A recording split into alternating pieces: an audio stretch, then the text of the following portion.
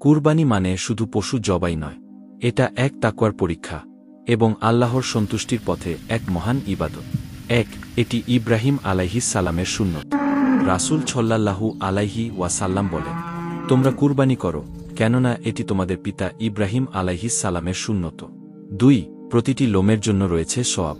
রাসূল সাল্লাল্লাহু আলাইহি ওয়াসাল্লাম বলেন, তোমরা কুরবানি করো, কারণ এর প্রতিটি পশুর লোমের বিনিময়ে একটি করে নেকি দেওয়া হয়।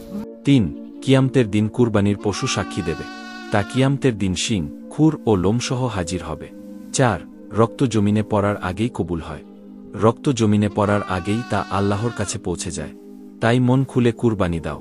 5 কুরবানির দিন আল্লাহর কাছে সবচেয়ে প্রিয় আমল হচ্ছে কুরবানি।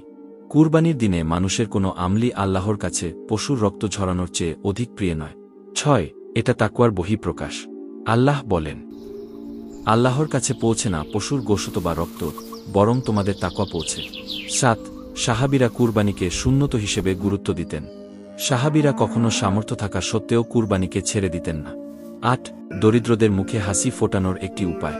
কুরবানির গোশত বিতরণের মাধ্যমে গরিব দুঃখীদের মুখে একটুখানি হাসি ফোটানো যায়। এটি ইবাদতের পাশাপাশি সামাজিক দায়িত্ব।